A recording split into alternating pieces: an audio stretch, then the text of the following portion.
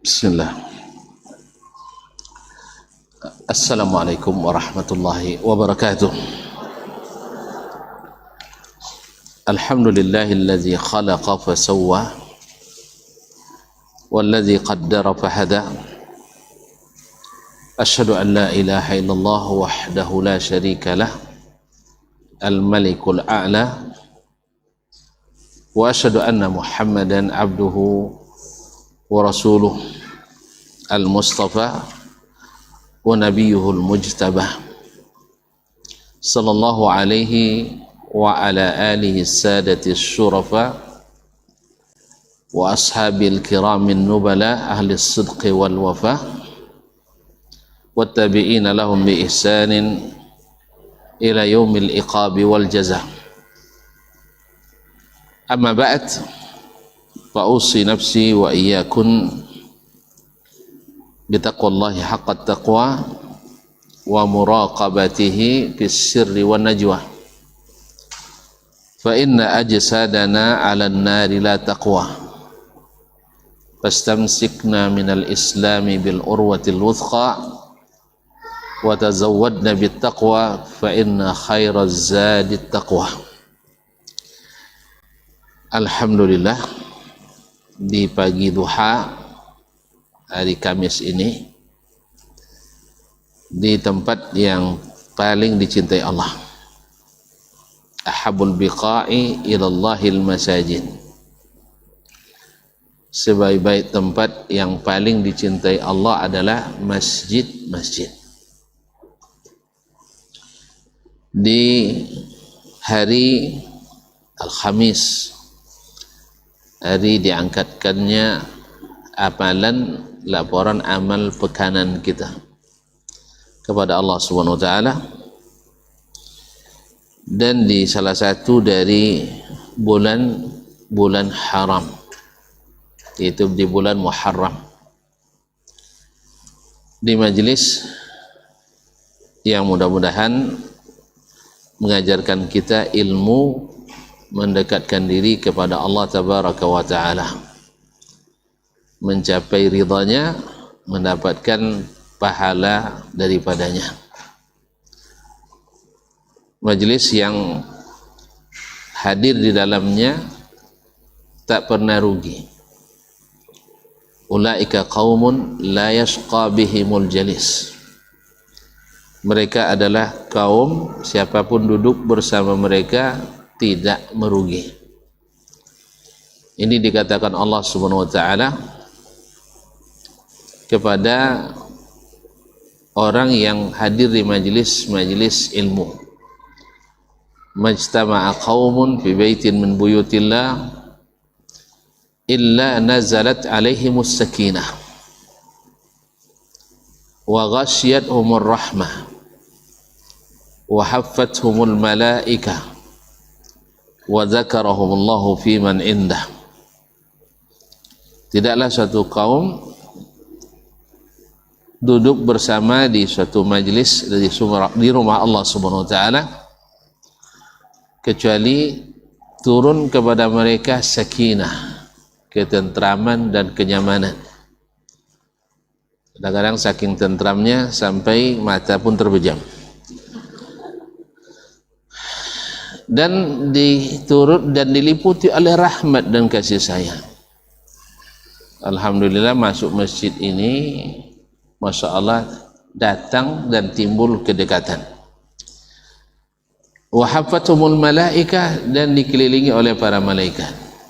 Jadi ingat, kita ini dijaga oleh aparat, tapi aparat yang bikin kita tenang, karena aparat langit.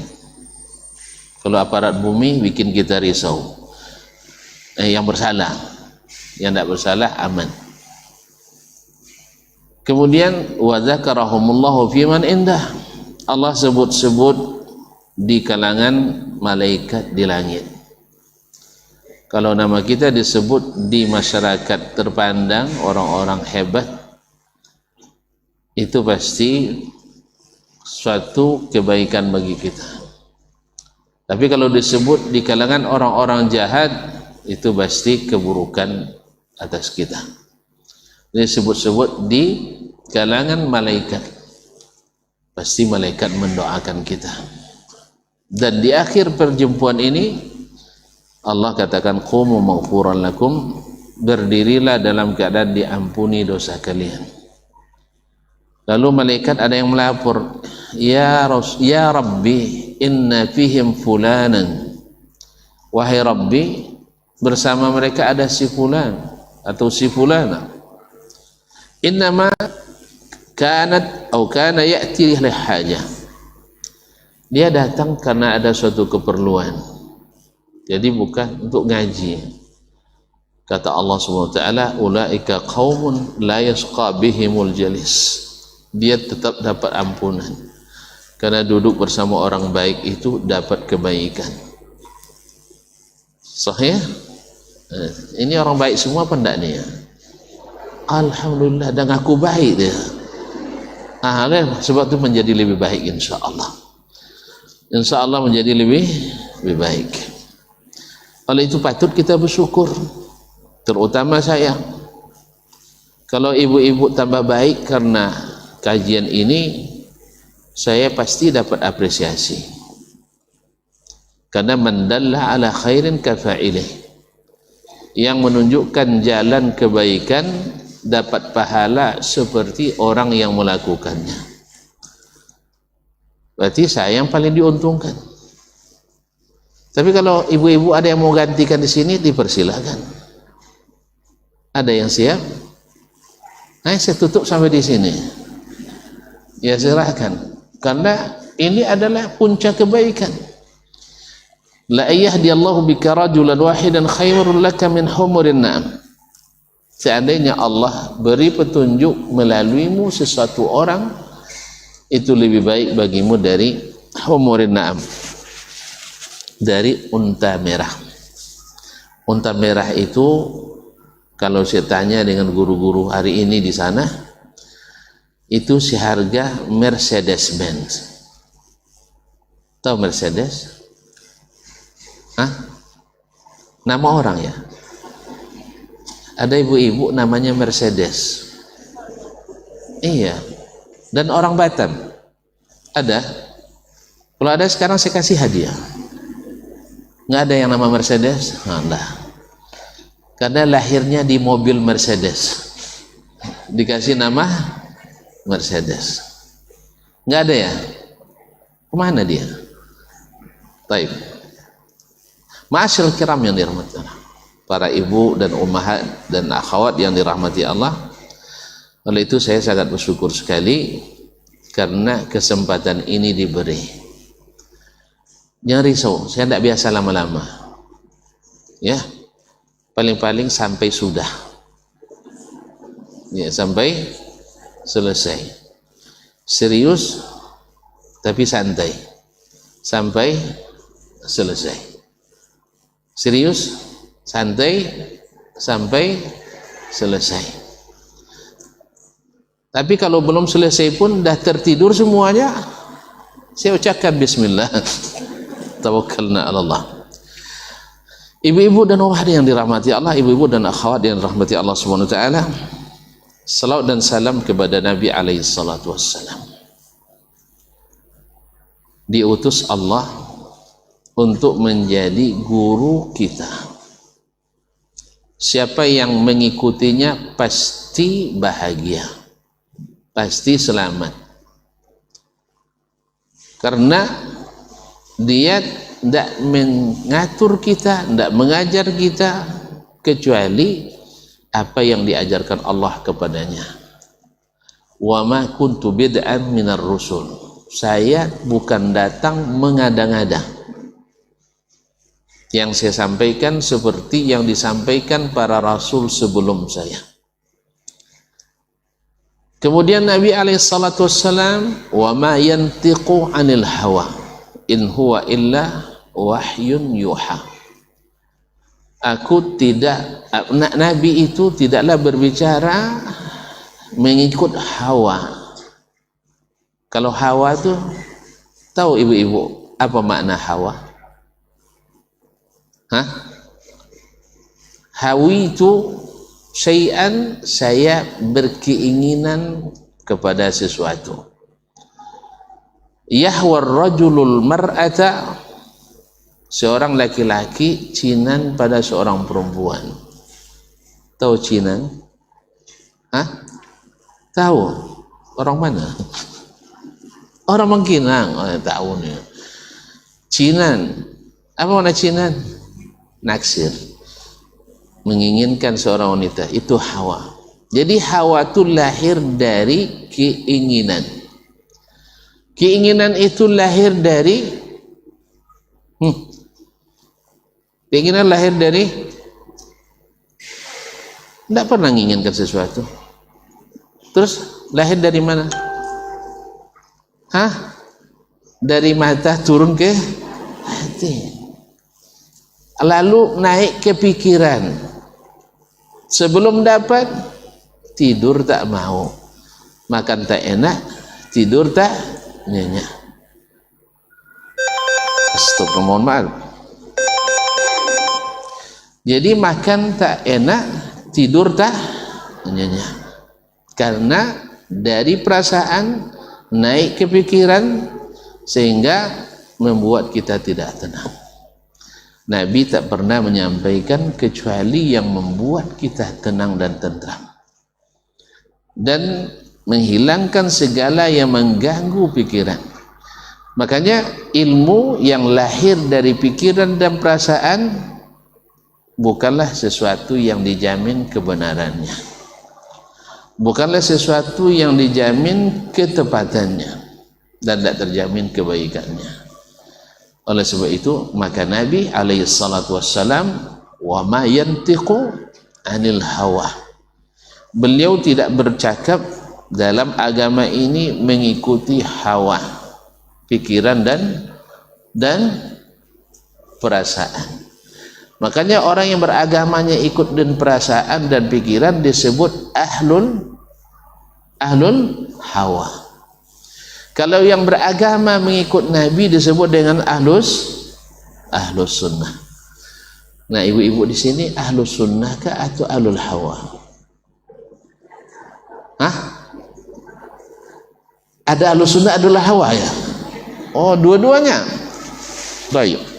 Berarti hawa tak boleh, wajib ada. Tetapi hawa yang tunduk pada aturan Allah dan Rasulnya sallallahu alaihi wasallam.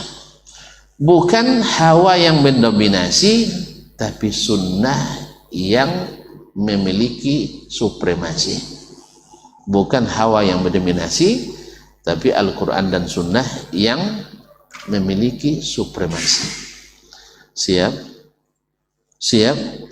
Kalau tidak siap lah, tidak usah lagi. Nah, ma'asyiral akhwat dan ummahat yang dirahmati Allah, sesungguhnya para ahli pendidikan menyebutkan rusaknya kehidupan kita di seluruh bidang, khususnya hukum keluarga dan pendidikan di sekolah-sekolah, karena menyimpang dari aturan Allah Subhanahu wa taala. Sedikit menyimpang, sedikit pula rusaknya. Banyak menyimpang, banyak pula rusaknya. Semua menyimpang, rusak semuanya. Oleh itu, saya nak nanya sekarang pada ibu-ibu, manusia paling bahagia di dunia siapa? Hah? Fir'aun, Haman, hah? Namrud. Siapa manusia paling bahagia? Tidak pernah dengar? Kayaknya harus dipancing namanya. Hah? Manusia paling bahagia yang tahu tunjuk tangan. Hah? Orang bersyukur. Siapa manusia paling bersyukur? Panjang ceritanya.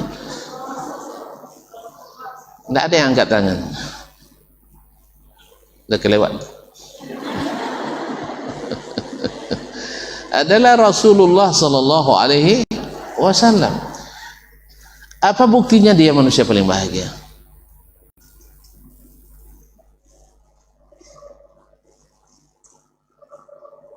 Nah, sini tunjuk tangan, silakan. Apa buktinya dia paling bahagia? Hah? Apa buktinya beliau paling bahagia? Kok pada bengong semua? Ini percaya tanpa bukti ya? Hah? Apa buktinya beliau manusia paling bahagia? Hah? Yang lain dapat jaminan surga juga. Sahih. Dapat jaminan surga. Terus?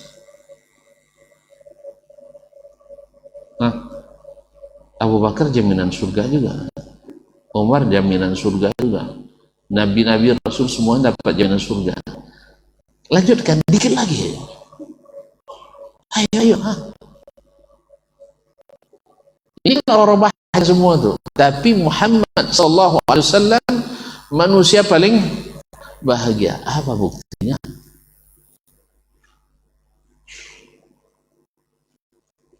Sikit lagi.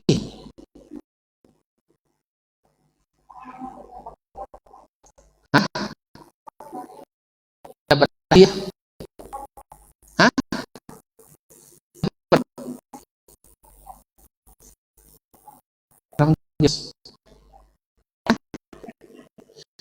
Juga kenabian yang lain dapat judul kenabian. Sikit lagi. Hah? Paling bahagia, paling sukses, paling berhasil. Nah, apa buktinya?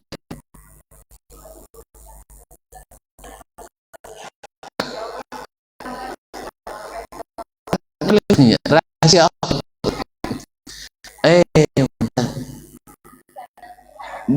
Yang paling dicintai Allah. Apa buktinya paling dicintai Allah?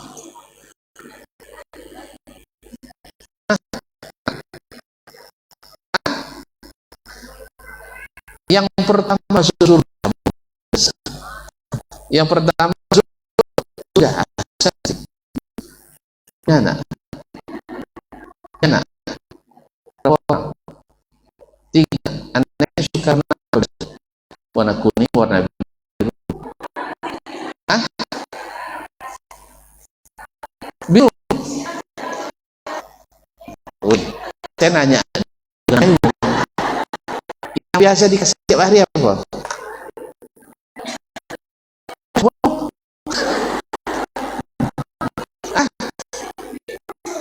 Ada kuning. Dia bilang dia warna biru. Setengah biru. Ya ada warna kuning.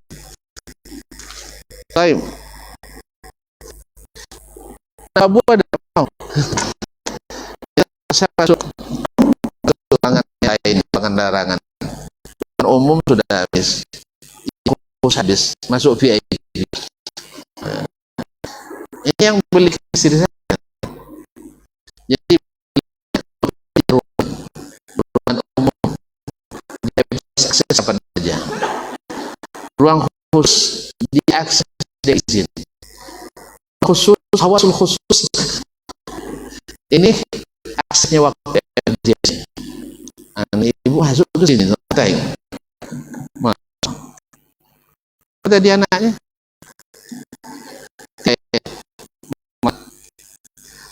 jumlah masih cukup.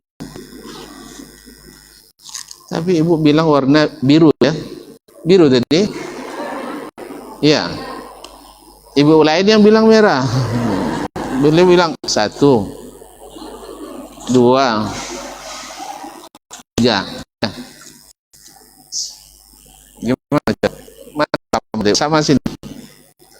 Ada usaha sebelah? tolong bantu kasih sama ibu ini. Ya, ibu yang mumtazah, masya Allah. Kasih warna apa? Warna masya Allah.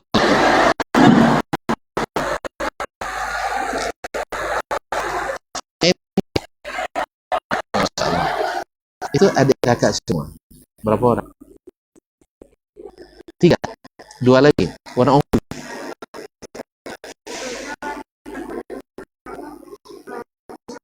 Abu-abu. Hijau. Hijau tak ada dah. Kuning ada. Yang satunya suka warna kuningnya. Iya. Ini mumtaznya. Dikasih yang suka warna kuning. Warna hijau nggak ada dah. Warna hijau itu apa itu? Berapa? Kalau warna hijau berapa? 20. Suka yang kasih ini 2 ya. Sama yang suka warna hijau ya. Mana lagi? Nih. Kasih 2 sama yang suka warna hijau. Baik. Ini kasih sama ibu itu ya. Nah. Yang mana tuh nih? Tuh, yang ibu. Masya Allah. Baik, alhamdulillah. Bukan tidak pernah merencanakan itu kan? Kita lah itu. Tidak berencana juga ngasih itu deh. Tak ada rencana sama sekali. Karena habis rezeki lama, rezeki baru akan datang. Insya Allah. Jangan kecil hati nak. Sekemampuan saya terbatas. Baik, kamu sampai di mana tadi? Manusia paling bahagia. Bukunya berdiri oleh sebab itu mendapat tamah paling tinggi.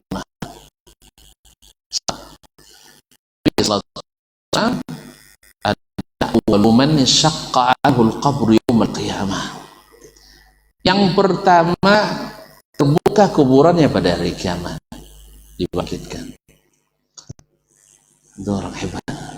Kedua, yang pertama diizinkan memberikan syafaat. Berarti karena ada kelebihan. Yang pertama mengetuk pintu surga.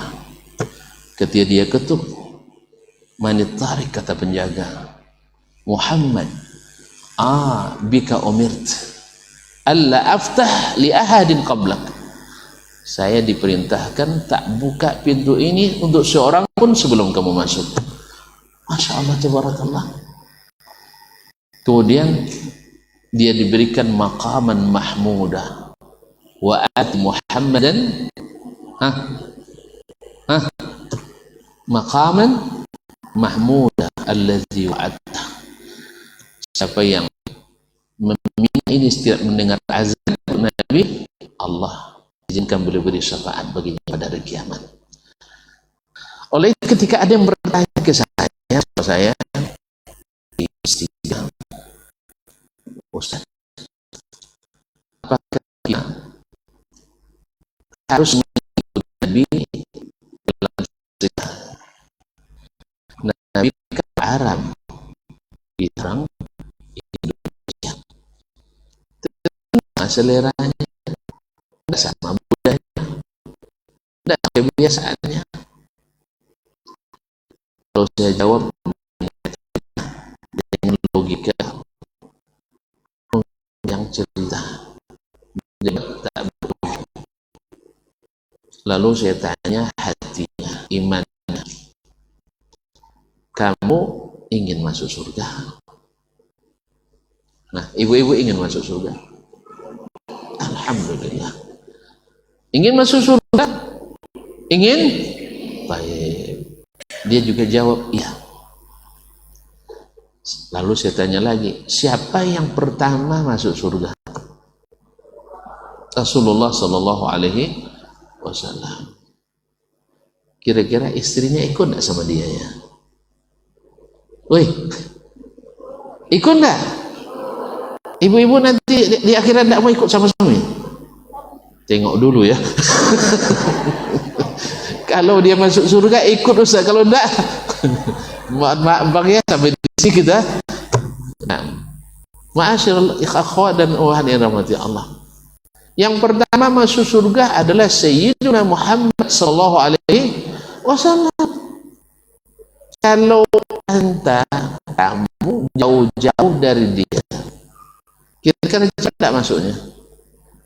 Lambat. Ya lambat. Kalau nak masuk istana lebih coba dibacakan atau sama pacar? Hah? Ya saja. Kalau dipegang tangan mungkin diberi dengan logam. Soalnya tak paling belakang ketat tangannya. Oleh kalau nak lebih awal ada pemeriksaan hisab, ya caranya tidak lain dan tidak bukan dekat-dekat dengan orang yang paling dekat dengan pemilik surga itu. Ma'asyiral akhwat dan ummahat yang Allah SWT. Berarti Nabi besar kita Muhammad SAW manusia paling bahagia di dunia atau di akhirat saja? Dunia akhirat. Ada pepatah mengatakan, wara'a kulli azimin imra'ah. Di belakang seorang besar, orang yang hebat, ada wanita. Ada wanita. Wanita ini luar biasa, ya rahmati Allah. Pengaruhnya ada cerita, tapi benar tidak, saya tahu tidak ada sanadnya. Ada sembarang di tepi danau yang penuh dengan buaya. Siapa yang berani masuk campur dapat hadiah 100 juta.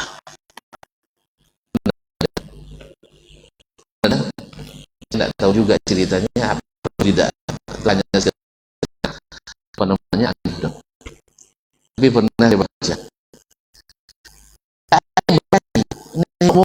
Mau dia sebanyak ada nih,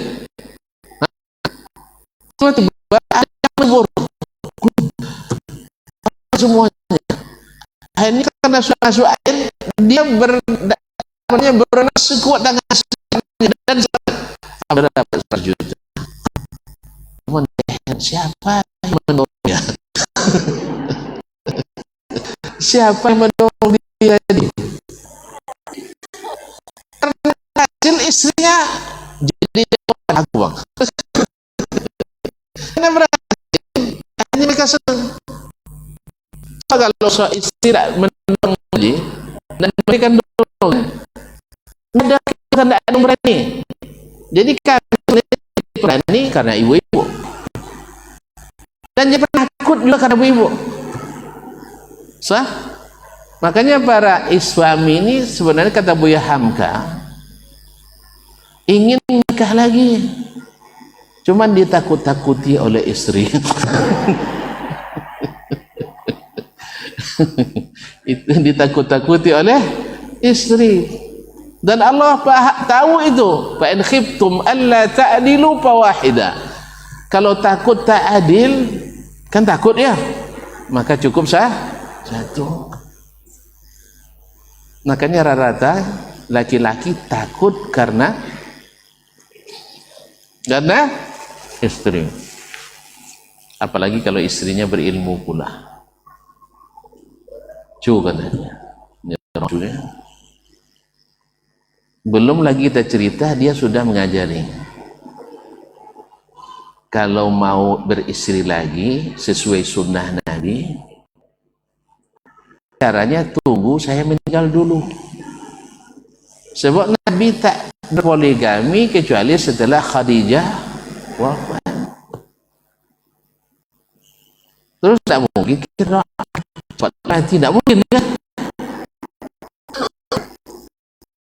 Tidak mungkin. akhirnya kalah oleh ilmu. Jadi ibu istri pertama mati boleh. Dan saya sebenarnya cuma istri saya lebih berani. Istri saya lebih berani. Awak bilang nak nambah, dia ancam dengan mengurangi. Pilih aku atau dia. Tidak jadi nambah, ngurangi jadinya. Sahih? Nah, alhamdulillah. Jadi di belakang laki-laki yang hebat mesti ada wanita. Dan wanita yang hebat itulah yang menjadi madrasah pertama bagi anak-anak. Nabi SAW bersamanya ada wanita hebat.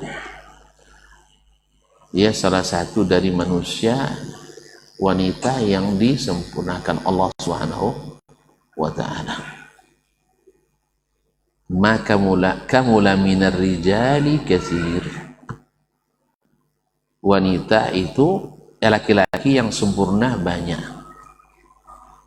124.000 nabi dan rasul semuanya laki-laki. Wa ma qabla minan nisa illa arba'. Tidak sempurna dari kaum wanita kecuali 4. Siapa? Maryam binti Imran, Asya Fir'aun, Khadijah binti Khuwailid, Muhammad sallallahu alaihi istri Nabi, teman bahagianya di dunia dan teman bahagianya di akhirat. Kalau tuan-tuan perempuan dan tuan-tuan ingin bahagia, maka contoh realita yang paling bahagia itu adalah manusia paling bahagia. Tahu enggak ibu-ibu di mana rahasia kebahagiaan itu datang?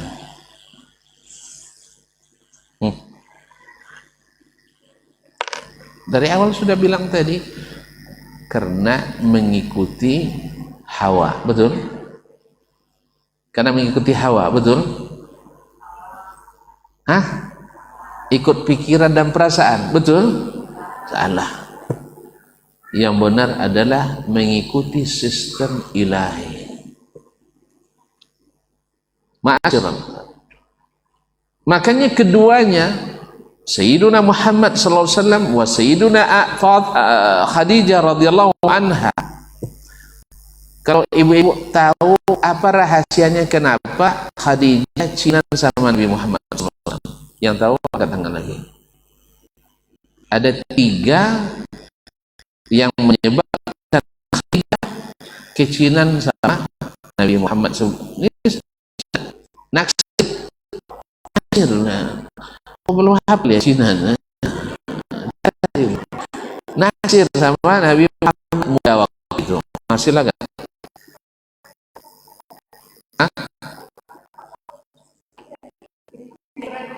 Satu. Jujuran. 2. Jujur amanah sama aja. Ini ngarang nampaknya nih, ngarang nih. Dah. 1. Enggak ada ngaku di semua. Ibu dapat 1/3 ya.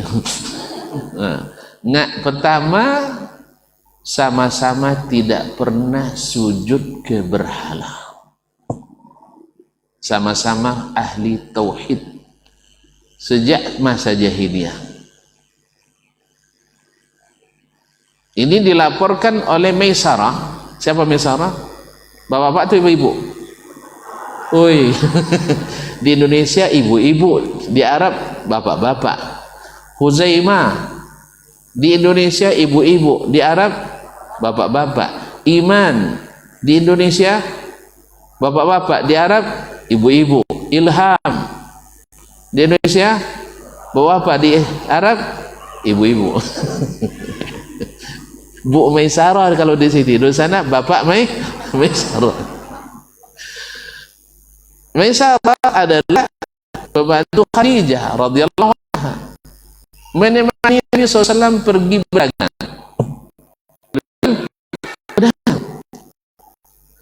Nah, dalam perjalanan pernah dengan orang Yahudi. Dia ajakan Nabi SAW masih dalam perjalanan pergi. Jadi dagangan Nabi itu punya tahan dengan harga tinggi tapi tidak laku. Dalam perjalanan itu orang Yahudi itu menyuruh Nabi bersumpah atas nama Lata dan Uzza. Kata Nabi alaihissalam, dia belum jadi Nabi, masih umur 25, belum jadi Rasul. Apa katanya? Disuruhnya untuk membuktikan barang kamu ini asli, tolong bersumpah Bismillah wal Uzza. Kenapa Yahudi bilang itu? Karena dia tahu orang Arab penyembah Lata dan Uzza. Kata Nabi kita alaihissalatu wassalam itu, ma sajadtu lahu qatta, pakai pak uksimu bihi, saya tidak pernah sujud kepadanya, gimana saya bersumpah dengan namanya? Makanya kalau jangan bersumpah atas nama selain Allah, boleh apa tidak? Syirik. Jadi Nabi sudah terpelihara dan syirik. Cerita inilah yang disampaikan oleh Maisarah kepada Khadijah radhiyallahu anha. Tertarik dia satu. Sama-sama tidak sujud ke berhala. Yang kedua, tadi sudah bilang judulnya dan berdagang. Nah, yang ketiga,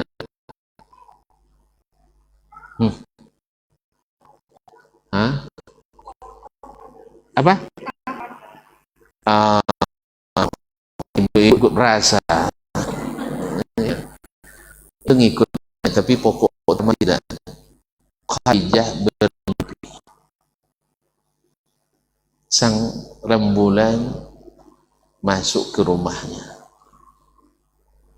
Rembulan masuk ke rumahnya. Lalu dia tanya ke ahli ta'wil, Waraqah waktu itu mengatakan, kalau benar mimpimu itu wahai anak pamanku atau wahai kemenakanku, maka Nabi akhir zaman itu akan masuk ke rumahmu.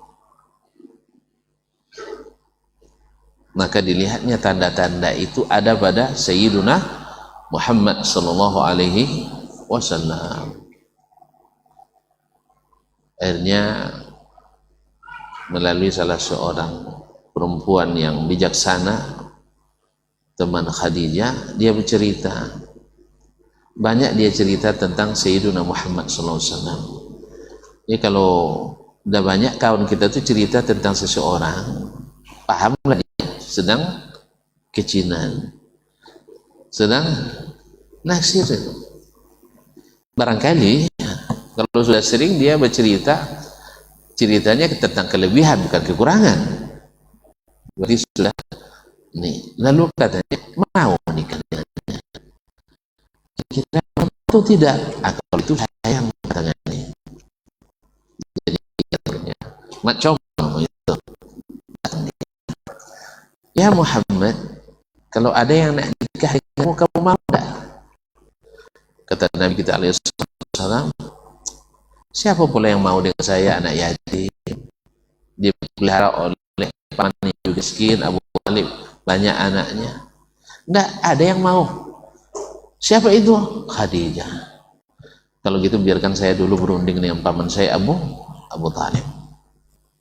Singkat cerita, maka Abu Talib setuju dan paman yang setuju. Hanya datanglah mereka, Abu Talib bersama Hamzah dan Nabi SAW melamar Khadijah.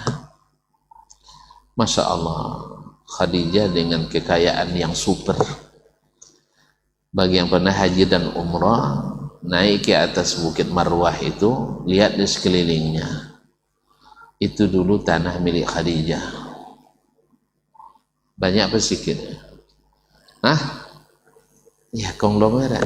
Kalau sebab Khadijah hidup hari ini bukan miliarder lagi, triliuner.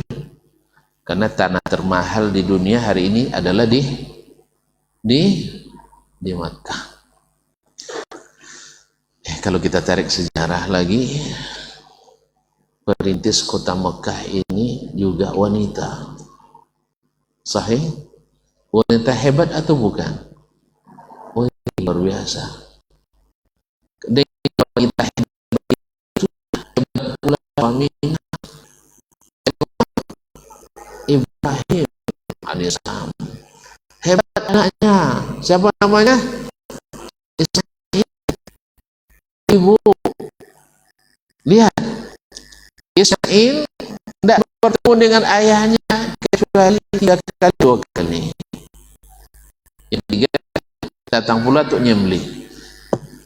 Tapi subhanallah, apa saja kata ayahnya dia ikuti. Karena Hajar tidak pernah memprovokasi anaknya. Kamu kalau datang ayahnya tidak usah dengar dia. Tidak pernah dia ngurus kita. Tahu tidak? Kamu masih bayi ditinggal tempat tidak ada orang di sini.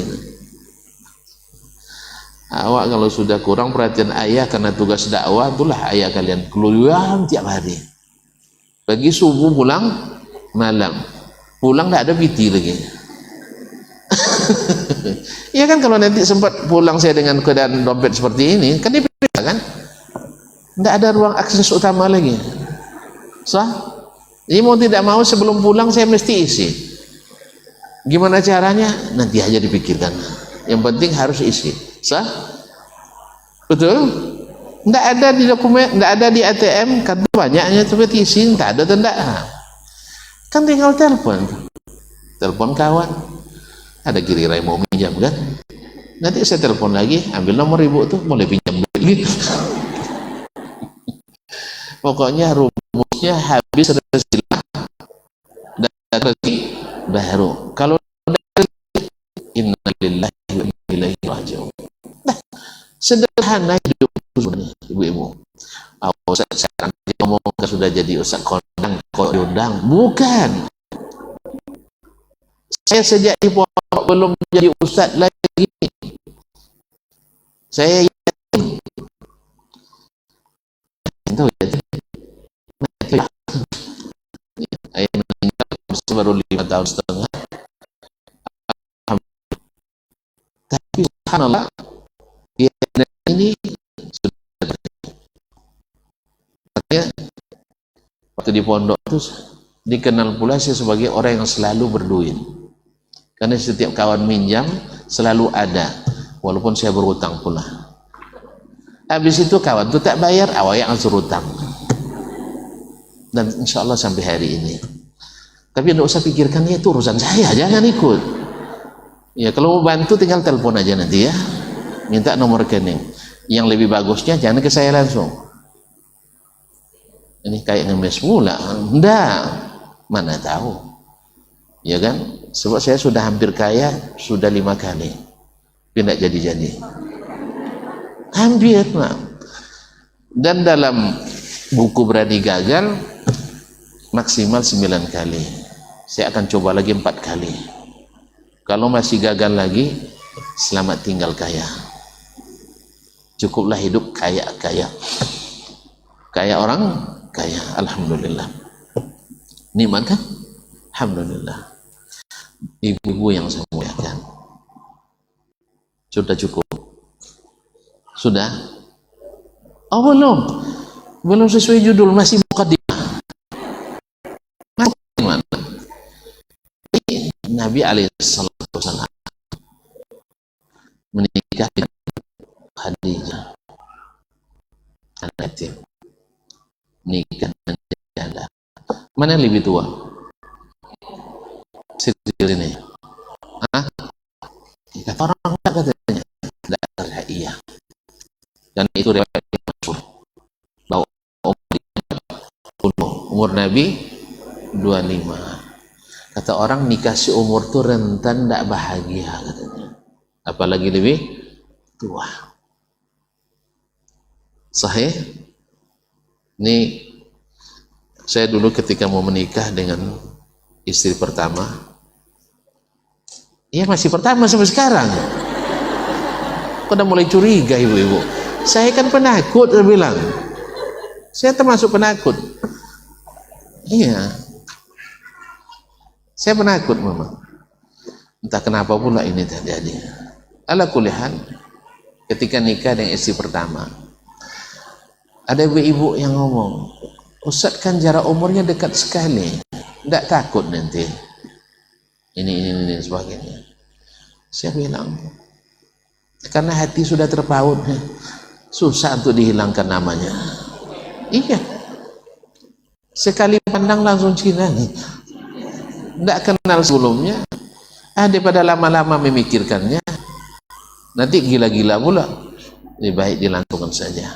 Itu urusan nanti tubuh. Kalau nanti terjadi yang ibu katakan, pasti ada solusinya. Sahih? Alhamdulillah. Sampai sekarang belum terjadi.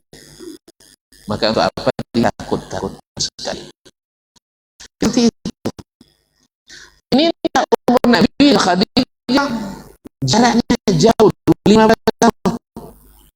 Tapi Khadijah radhiyallahu anha masih jahiliyah, tidak sujud pada kejahiliaan, tidak terlibat amalan syirik, tidak terlibat maksiat-maksiat yang ada di depan hidungnya. Zina legal formal, khamar itu minuman apa namanya kehormatan bagi mereka. Judi, woi, itu cabut undi di Ka'bah. Semua ada depan mata, tapi dia tidak rusak. Di zaman rusak, dia tidak rusak. Orang di zaman tidak rusak aja ada yang rusak. Ini tidak zaman rusak, dia tidak rusak. Tapi pula dikenal dengan at-tahirah, wanita bersih. Padahal dunia ada di tangannya waktu itu, kekayaannya luar biasa. Seluruh saudagar Mekah rata-rata anak buah Khadijah. Rata-rata anak buah Khadijah. Itulah sebabnya ketika Khadijah masih hidup, dia jadi pelindung Nabi alaihissalatu wassalam ba'dallah bersama Abu Talib. Orang segan sama Khadijah, mantan bos. Mantan bos. Makanya setelah Khadijah wafat, orang Arab juga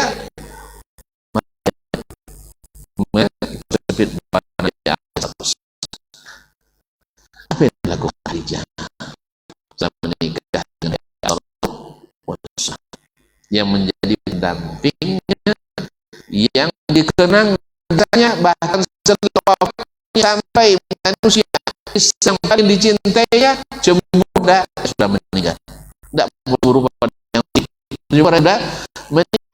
Kasrati makanan Rasulullah kuruha, karena lalu sering menyebut nama Khadijah. Orang tua juga Allah kasih yang lebih baik. Kata Nabi, wallahi ma abdanillahu il khairan minha. Tidak ada yang lebih baik daripada dia. Walaupun engkau orang yang paling kucintai, tapi Khadijah lebih baik. Kenapa? Waqad saddaqatni hina kazzabani nas. Dia yang pertama beriman kepadaku di saat orang mendustakanku semuanya. Tercatat wanita pertama beriman adalah Khadijah. Oh Ustaz, dia suaminya, iyalah maka dia masuk Islam. Itu berapa banyak istri tak ikut suami, atau suami tak semazhab dengan istri, dengan dakwah Nabi alaihissalatu wassalam. Ayah tak sama dengan anak.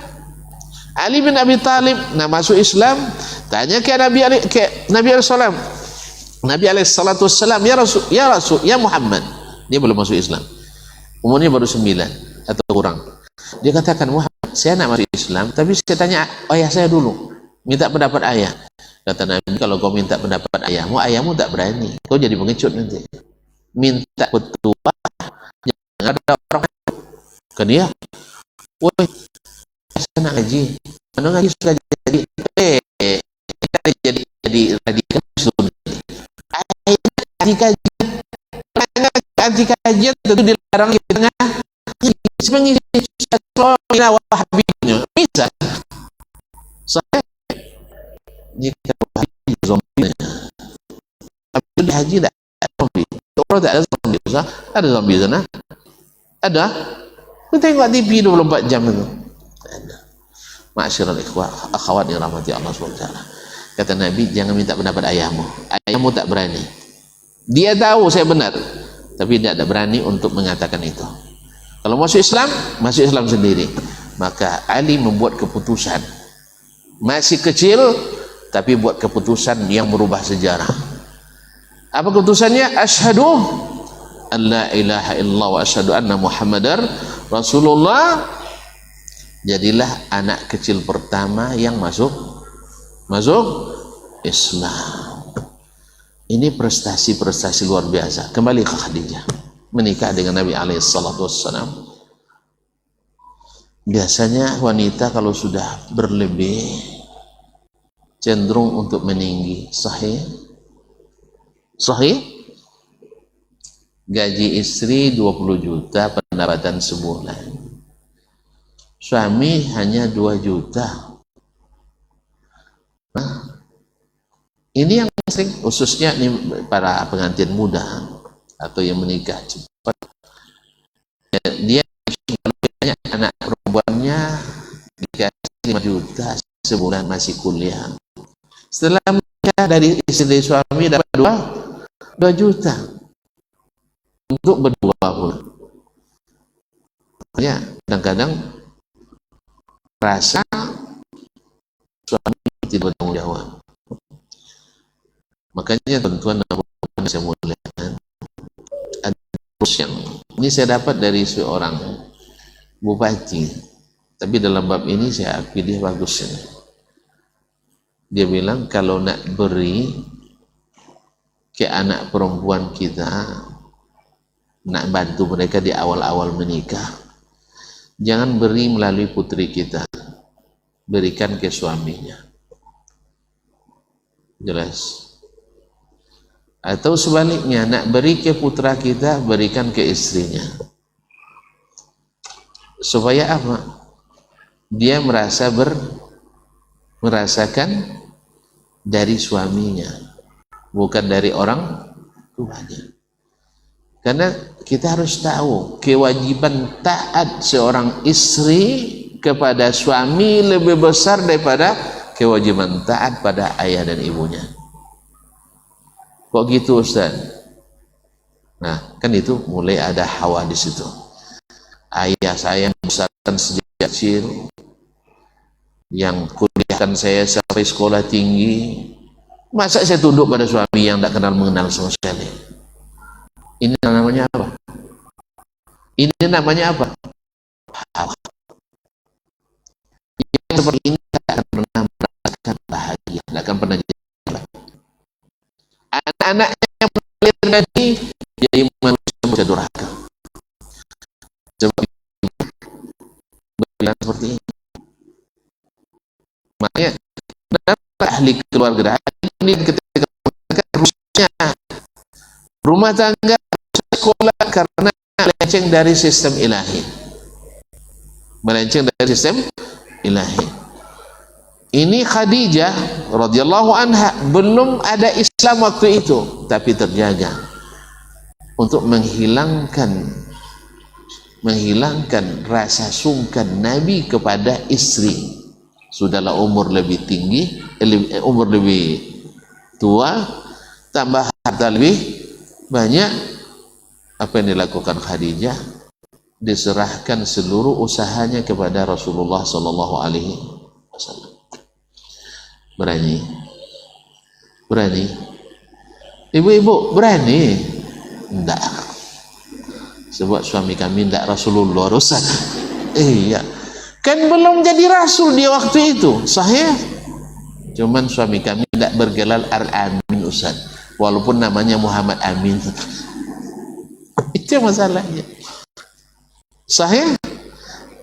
Ibu-ibu enggak berani itu, saya yakin.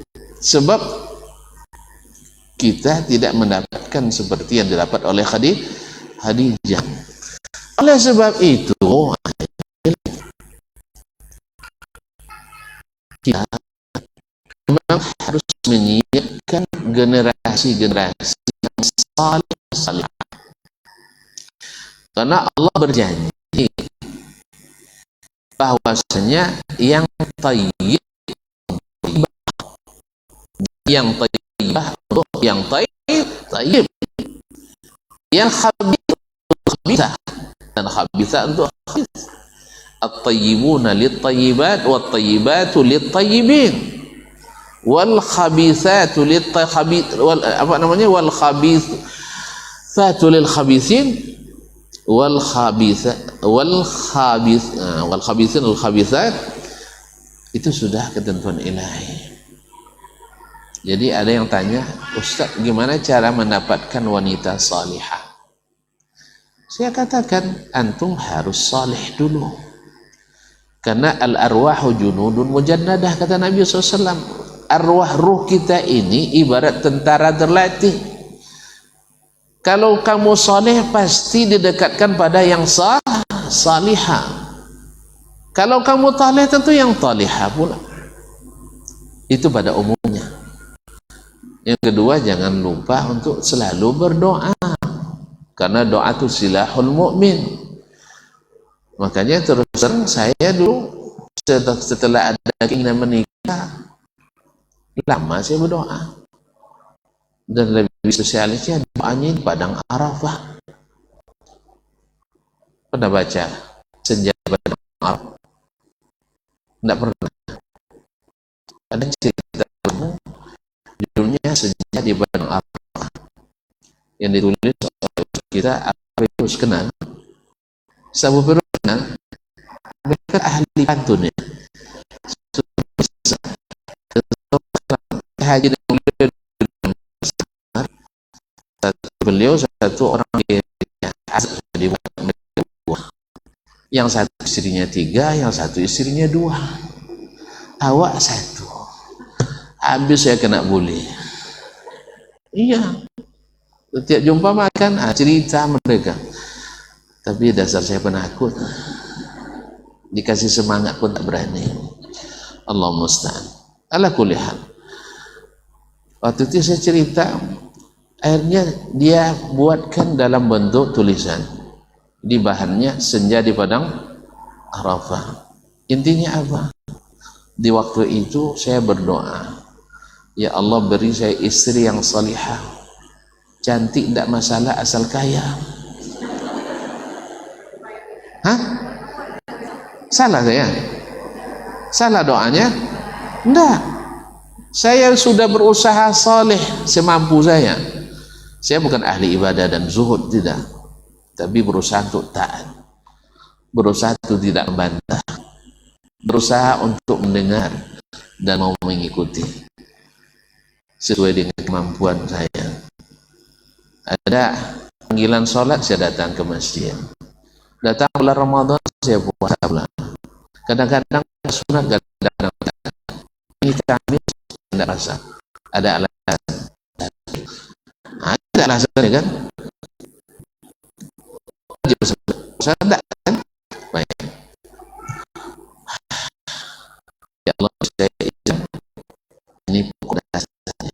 Salihah. Penting masalah. Yang penting saya ulang-ulang doa itu sambil menangis.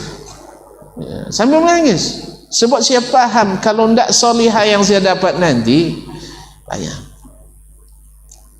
Jadi otomatis sekaligus menurut saya untuk bertobat dari dosa-dosa. Karena sedang meminta kan, masa minta sama Allah dalam keadaan berlumuran dosa sah?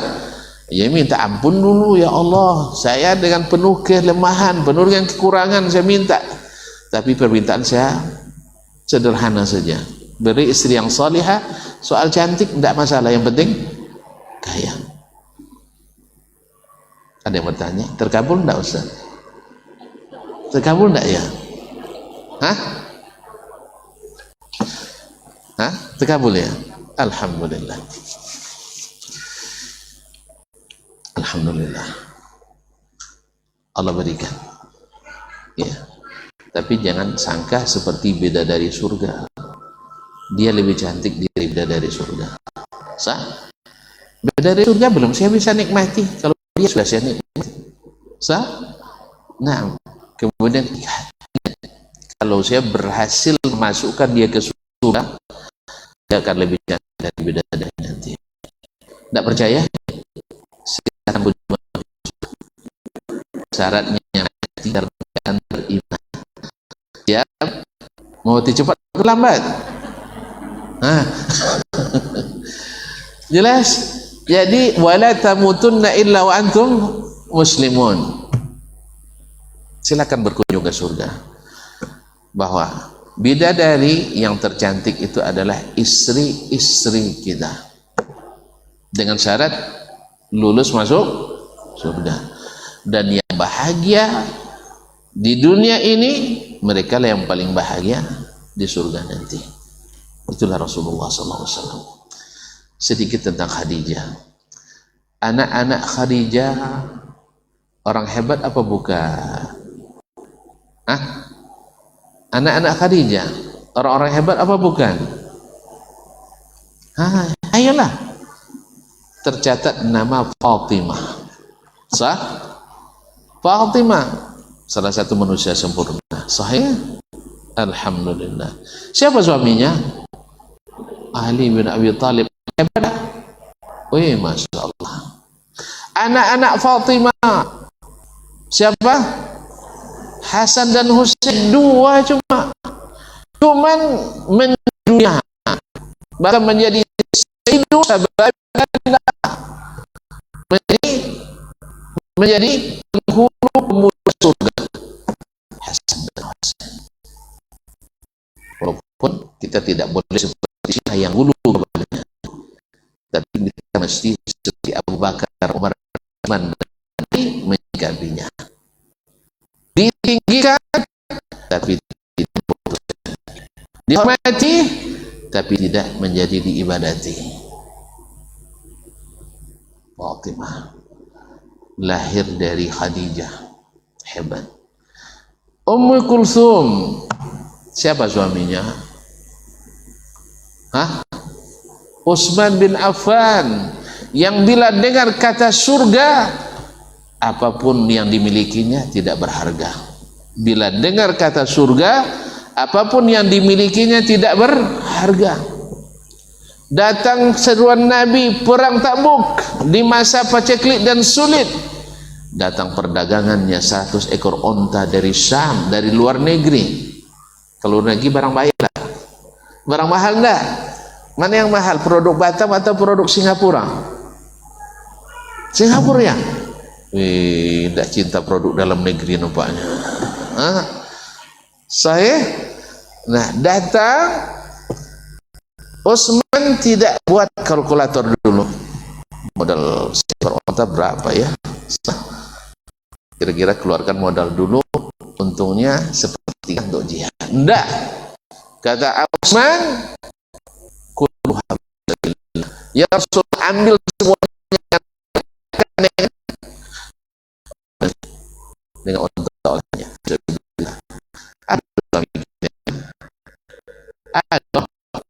Adapun kena marah sama itu. Abang mikir-mikir, anak bangun di sekolah, imam barangnya, iya. Istri juga kadang-kadang berpetua seperti itu. Berapa kita kasih? Kasih yang bikin dia tersenyum. Berapa? 50 cukup. Sikit saya bilang 500. Oh, enggak bisa ya. Ini banyak lagi yang minta nanti katanya. Ya kalau nanya ke saya 500 saya bilang. Minimal. Maksimal boleh 5 juta. Duitnya mana? Enggak ada. Minjam dulu. Ibu-ibu biasa itu. Sah. Tapi enggak, istri Utsman enggak pernah protes. Karena dia tahu rezeki lama habis, rezeki baru datang. Siapa dulu dong ibunya? Fatimah. Siapa neneknya? Khadijah. Yang diatur dengan sistem ilahi, bukan nafsu dan keinginan diri. Ma'asyiral akhwat dan ummahat yang dirahmati Allah Subhanahu wa taala. Kemudian Ruqayyah. Siapa suaminya? Hah? Utsman lagi ya? Masya Allah. Utsman radhiyallahu ta'ala. Yang malaikat kemudian astahimul malaikah. Utsman kami ada wanita ibu dan anak jalan bilang jujur boleh dusta di antara kalau bilang siapa ini cerita ini selesai ya tidak selesai saya paham tapi kira-kira ibu sudah paham ya bahwa kalau ingin melahirkan generasi-generasi terbaik itu contohlah mereka itu bahwa kita mesti menghidupkan di rumah kita sistem ilahi. Berarti harus kita ganti bunyi-bunyian yang mengundang syaitan, keluarkan, ganti dengan bacaan-bacaan indah yang mengusir syaitan. Lebih banyak membaca surat Al-Baqarah di rumah siang dan malam, hirzan minas syaitan, jadi benteng dari syaitan. Inilah rumah tangga bahagia itu di bawah kendali Rasulullah Sallallahu Alaihi Wasallam. Jadi ketika Khadijah menyerahkan usahanya yang dia rintis dari awal, yang menjadikan dia manusia disegani, diserahkan ke suami, apa maknanya? Bahwa Islam mengatur bahwa harus memimpin oleh karena bidang manajemen jelas, tapi direktur tetap suami. Mana tinggi direktur pada manajer? Direktur. Suami harus jadi pemimpin dalam rumah tangga. Tapi kalau sudah berubah, lahir anak-anak cengeng nanti. Anak-anak kita ditengoknya ibunya berkuasa. Kalau anak perempuan nanti cari suami seperti ayah. Gimana ayahnya? Apa aja kata ibu dia anggukkan. Pokok keputusan ada di tangan bunda. Rekreasi kita, ya tanya bunda. Kalau boleh pergi, kalau udah. Belanja kita tanya bunda. Mana sekolah tanya bunda. Makan apa tanya bunda. Sholat ke masjid tanya bunda. Hanya bunda sebagai pimpinan keluarga. Ini mulai kerusakan terjadi. Akhirnya bunda meninggalkan tempat tidur di ayahanda. Karena adalah kita ma'asyiral rahmatullah. Rusak sistem ilahi ini sejauh mana kita merusaknya, sejauh itu bahagia. Dan disitulah kita akan melahirkan generasi-generasi gagal produk. Suami mesti di atas. Kenapa suami mesti di atas? Ibu-ibu, kenapa laki-laki harus jadi pemimpin?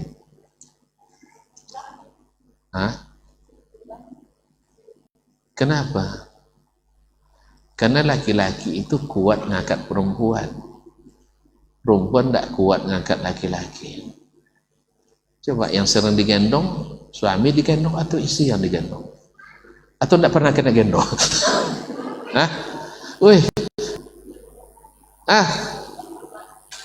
Tidak pernah. Innalillahi wa inna ilaihi raji'un. Kenapa? Maksud saya bukan itu bahasa vulgarnya. Coba lihat, kalau suami jadi raja, istri otomatis jadi ratu. Sahih? Tapi kalau istri jadi ratu, Suami jadi apa? Pembantu ratu. Seorang ratu. Makanya ada sebagian ibu-ibu, anak saya kalau menikah harus jadi ratu. Jangan ambil jadi menantu. Enggak. Anak-anak perempuan kita harus dididik seperti kata Ummi Umamah ketika menasihati anaknya yang hendak menikah, anak perempuannya, kuni lahu abdan yakun laki kuni lahu amadan yakun laki abdan. Kamu harus kepada suamimu seperti hamba sahaya. Kalau sudah kau seperti itu, pasti balasannya lebih dahsyat, dia jadi hambamu. Tapi kalau kamu jadi pemimpin, dia tidak akan mau untuk jadi bawahan. Karena memang laki-laki ditakdirkan untuk jadi pemimpin. Ini bukan hanya Islam, fitrah.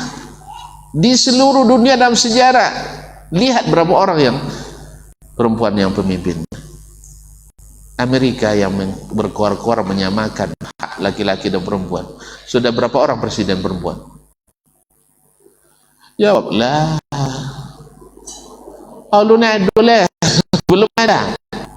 Sahih? Enggak hilang dia ada.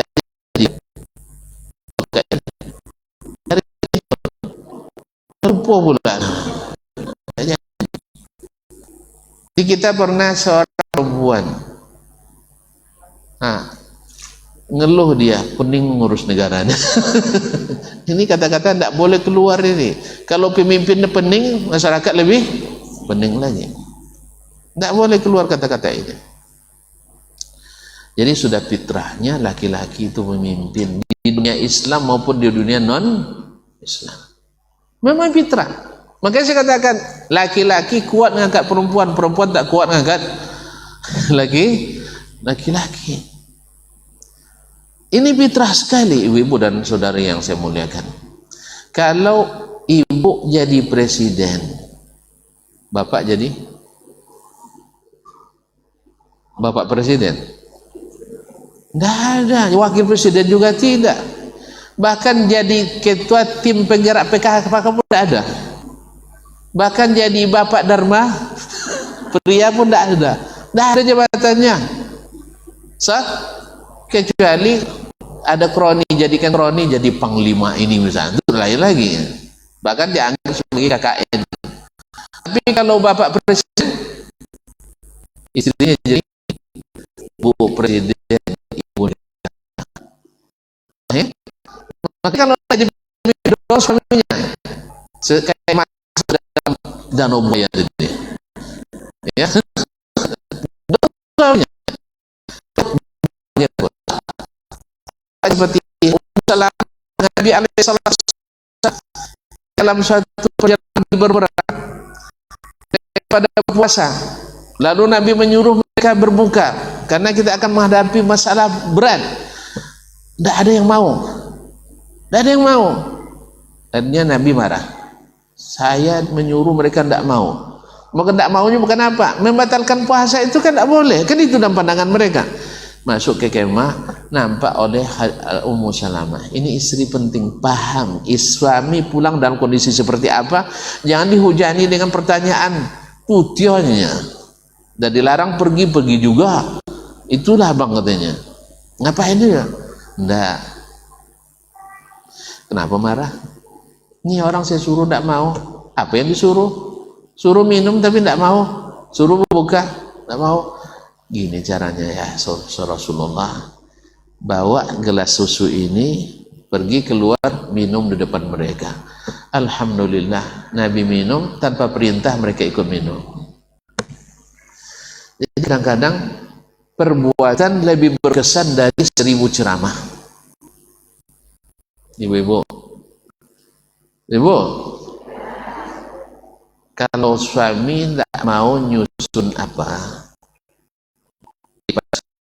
suruh tuh pantang dia. Kalau dia lipat terus, mesti apresiasi. Bang ini suami terbaik di dunia. Woi, nanti jangankan lipat selimut, cucian sudah dijemur, masakan piring-piring kotor sudah bersih, sah. Makanya kadang itu yang tidak dapat seninya oleh kita, kadang egois kita lebih dominan. Makanya kalau malam pandai-pandailah bang, jangan dia terus yang minta, sekali-kali kita lewat hasilnya besok pagi. Kecuali memang tak ngerti itu lain lagi nih. Ma'asyiral akhwat yang rahmati Allah SWT. Sampai di mana tadi? Saya jadi lupa. Hah? Apa tadi?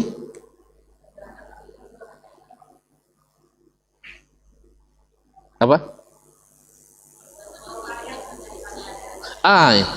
Kalau laki-laki menjadi pemimpin, kalau laki-laki jadi ustadz, ini saya potong gubernur, laki-laki pasti ibu gubernur istrinya, camat bu camat. Tapi kalau yang perempuan jadi laki-laki tidak ada apa-apa. Saya kan bahkan kalau istri jadi ustadz, paling-paling sopir ustazah, sah? Sopir ustazah. Kemana dia ceramah diantar oleh suaminya. Itu kalau suaminya pun orang yang tahu bahwa istri harus diantar. Nah, kalau tidak, pergilah sendiri katanya. Itu ada sopirnya. Ini kadang-kadang ustazah sama sopir kadang hubungan lebih dekat daripada dengan suami. Na'udzubillah.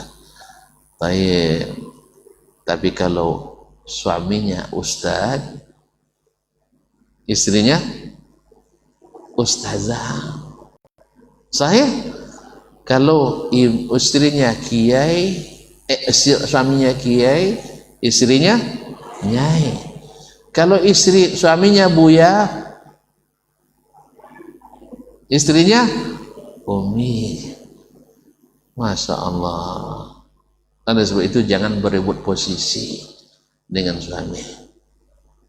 Jelas? Jangan sampai ada kiper yang maju. Paham? Jangan sampai ada kiper yang maju. Serangan balasan cepat sekali. Kita banyak masukkan gol nanti. Makanya ibarat khas Ibrahim di Mesir itu al-ummu madrasatun ada sya'ban tayyib. Ibu adalah madrasah pertama. Kalau siapkan yang baik, bangsa yang baik. Rusaknya anak, rusaknya berat ibu dalam keluarga. Ibu sudah tidak seperti Khadijah. Anak Khadijah itu menjadi karena dia lebih banyak bertindak daripada bercakap. Bahwa kita sering bilang ladabaun lidah ibunya sudah saya mengingat tidak juga kamu tahu, sah? Tidak tahu lidah tapi tidak ada. Coba bilang kamu sabar katanya, bilang sabar sah? Hanya tidak jadi kita ke situ. Kamu ini tidak sabar ya katanya. Umi juga tidak sabar. Sahih. Astagfirullah. Astagfirullah ketika marah. Itu gimana? Apa mana astagfirullah ketika marah tuh? Orang astagfirullahnya tunduknya, astagfirullahnya ambil sapu. Ma'asyurul ikhwan akhwat rahmati Allah. Enggak. Ketika Nabi pertama turun kepadanya surat Al-Alaq, Iqra bismi rabbikal ladzi khalaq, sampai allamal insana ma lam ya'lam, Nabi ketakutan. Kenapa tidak? Orang tak dikenal di tempat yang gelap, di puncak gunung, di gua Hira, tiba-tiba datang memeluknya kuat-kuat. Akhirnya Nabi turun, berkejar, lari ke rumah, sesak napasnya. Sampai di rumah dia bilang, zammiluni. Zammiluni. Ini di depan anak-anaknya Khadijah, Fatimah. Kan tahu tuh, nengok bagaimana ibunya menyikapi ayahnya yang dalam keadaan ketakutan itu. Khadijah tidak menghindari suaminya, berbagai pertanyaan.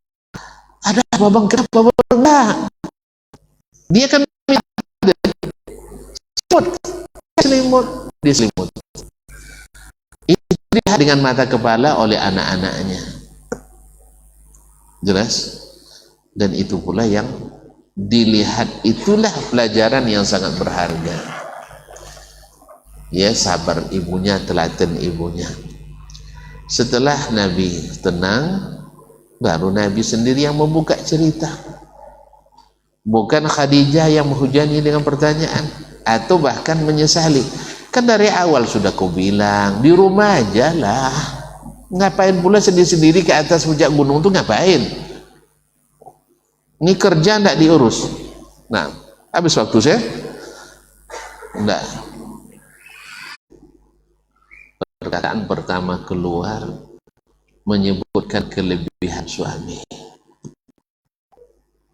bukan menyesali apa yang dilakukan suami. La yukhziyakallahu dan mutak ketika suami dalam keadaan gagal usaha mengatakan itu, nah kayaknya enggak ya, lebih banyak mengumpatnya. Itulah bang katanya, dari awal kan sudah aku ingatkan, aku tidak setuju. Dikiranya kalau seandainya dia ikut saran istrinya akan ada usaha yang berhasil. Buktinya usaha istrinya bangkrut juga. Tapi orang dalam kondisi down seperti ini perlu diangkat atau perlu dipurukkan lagi? Perlu diangkat. Dan anak-anak kita akan lihat itu. Ma'asyarul akhwat yang rahmati Allah. Maka kehadiran ibu dalam rumah tangga mendidik anak itu sangat diperlukan sekali, khususnya di usia-usia yang sangat dini. Orang menyebutnya dengan golden age. Usia berapa ya? 0 sampai 2 atau 0 sampai 3, 0 sampai 4, ada 0 sampai 8. Ya. Karena sampai beberapa tahun ini boleh ditinggal-tinggal dan harus terlihat mana sikap kita keluarga. Jadi kita kan tinggal bersama tapi hidup bersama. Paham bedanya? Hidup bersama bukan tinggal bersama. Untuk memahami ini dengan kisah nyata. Dia mengatakan, saya tak pernah mendengar ibu saya mengatakan aku cinta padamu seperti dalam film-film. Kan film sering bilang aku cinta padamu. Tetapi saya melihat bahwa bila ayah pulang terlambat, terlihat kekhawatiran di wajah ibu. Atau ketika ayah pulang, ibu sudah berhias, tampil dengan wajah yang ceria.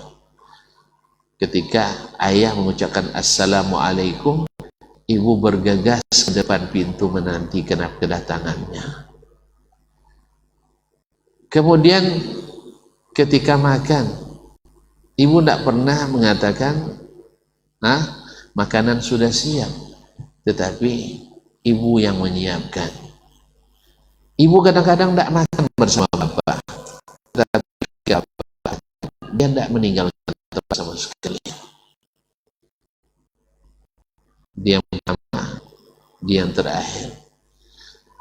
Dan ketika malam, dia tidak pernah mengatakan tidurlah Bi, tapi dia dulu yang pergi ke kamar tidur.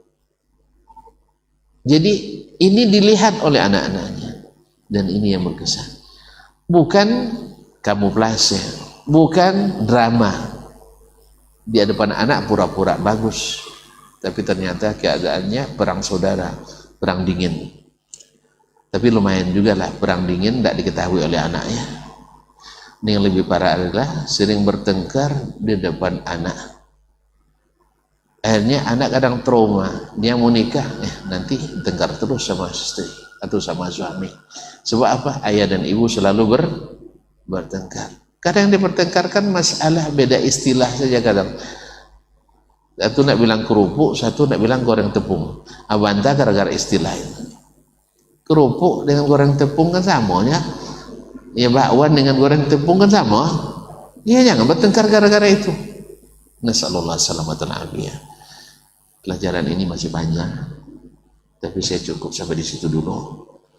Ya supaya nanti kalau habis ibu-ibu tak mau dengarkan saya lagi. Ya sengaja saya simpan masih banyak.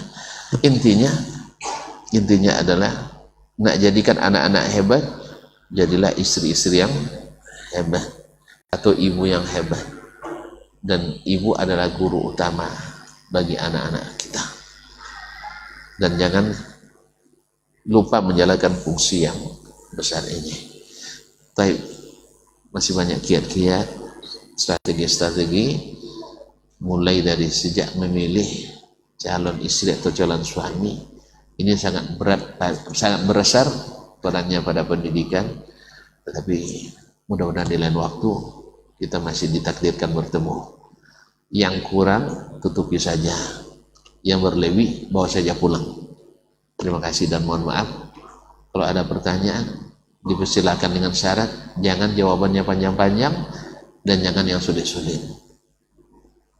Ya. Kalau yang sulit saya tidak bisa jawab. Yang panjang nanti sama pula dengan kajiannya tadi. Dipersilakan. Alhamdulillah seperti yang saya duga. Ya. Ibu-ibu paham sekali. Oleh sebab itu saya sudahi. Wabillahi taufiq wal hidayah. Wallahu ta'ala alam. Wa sallallahu ala nabiyyina Muhammad sallam. Wassalamualaikum warahmatullahi wabarakatuh. Alhamdulillah. Alhamdulillah. Syukur masalah alhamdulillah. Nasihatnya. Mudah-mudahan berfaedah bagi kita semuanya. Mari kita tutup dengan membaca fatwa hadis Subhanallah.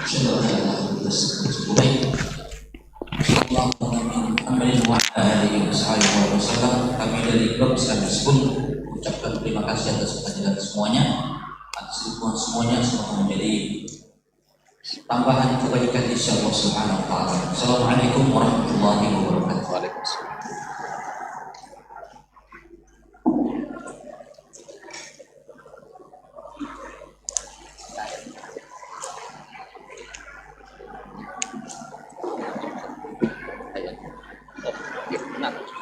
Siap. Barometer amal kita saleh tak salehnya di salat kita. Bila salat kita ikhlas dan sesuai dengan sunnah Nabi SAW, maka insya Allah amalan yang lain mengikuti. Ini aktivitas ini membantu saya di akhirat atau akan menyulitkan saya di akhirat. Kalau seandainya perbuatan itu ternyata akan menyulitkan kita di akhirat kelak, tinggalkan perbuatan itu. Anta ni'mal jund. Kamu adalah sebaik-baik prajurit. Coba lihat. Kamu adalah sebaik-baik prajurit. Maka tujuannya adalah menghancurkan kehidupan rumah tangga.